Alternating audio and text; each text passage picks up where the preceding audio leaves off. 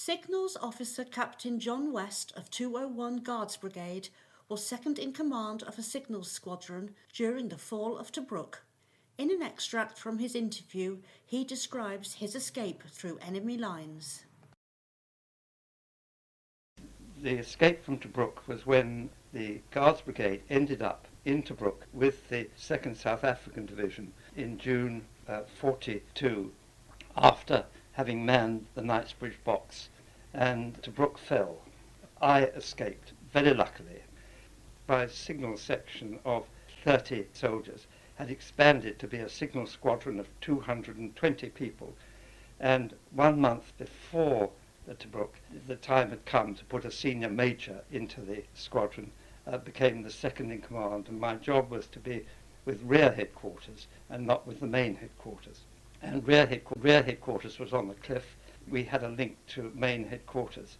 But as the attack came in, the tank attack from the Germans, the rear headquarters went down onto the beach to get out of the way, because really in that sort of situation, rear headquarters is no use as a fighting force. And so going up to see why this link wasn't working to main brigade. Of course, the reason it wasn't working because the main brigade had already been captured, but we didn't know that. And so having tried and tried, I thought, well, I better go back to rear headquarters, which was down on the beach. And when I got there, rear headquarters had gone. They'd all been mopped up. And so there were two soldiers who told me this. And so I said, well, right, until it's dark, the only thing to do is to go and hide.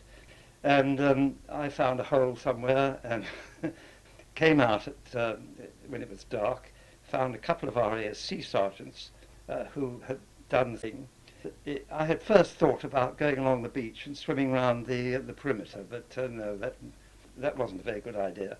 What we decided to do was to go up onto the top to find a truck, which we did in fact, which had been abandoned, a 1500 weight, and we got into it and set off. The problem would be to get out of the perimeter. The perimeter is about 20 miles round Tobruk, and it had an exit at the east side where the road goes through.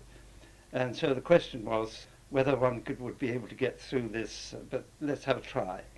So we set off, and we drove onto the main road. We took our badges of rank off. The Germans themselves had a lot of British vehicles which they had captured and which they were using. And everybody was only wearing khaki. I mean, Germans and English were all they weren't wearing steel helmets either. And we joined in the traffic that was going down. Well, this turned out to be an 88mm convoy of Germans. The one thing that you mustn't do, apparently, in the German army is to upset their convoy discipline. So we tended to have a breakdown. They went past shaking fists, and still see those shaking fists from the 88mm crews.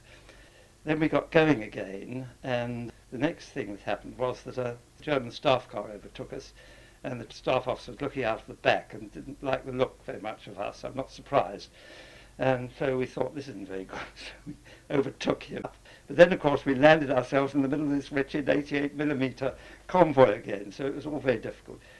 I have one other memory of that escape, and that was when we were driving in the convoy with the Germans, hearing the sound of a low-flying Messerschmitt coming up behind us. The three of us, we all cringed. Then the understanding dawned, and I said to them, it's all right, boys, they're ours. And so they were. They swept over, protecting us. Messerschmitt 109, horrible wine they had. However, we managed in this way to get through the perimeter without being checked. Once we were through the perimeter, we turned right, and went off into the desert, about 100-odd miles round where we imagined the battle was taking place. And then we spotted trucks ahead, and this turned out to be the 4th South African Armoured Car Regiment. And they took us to their colonel. Colonel, how do I know who you say you are? And I said to him, because I knew him actually, he probably didn't recognize me, I said, surely you remember me, I was John West of the signal officer of the 22 Guards Brigade. Yeah, oh yes, he said, oh yes, welcome, well done. That was the escape from Tobruk. Please help to rescue and preserve more memories of the Second World War. Visit www.war-experience.org.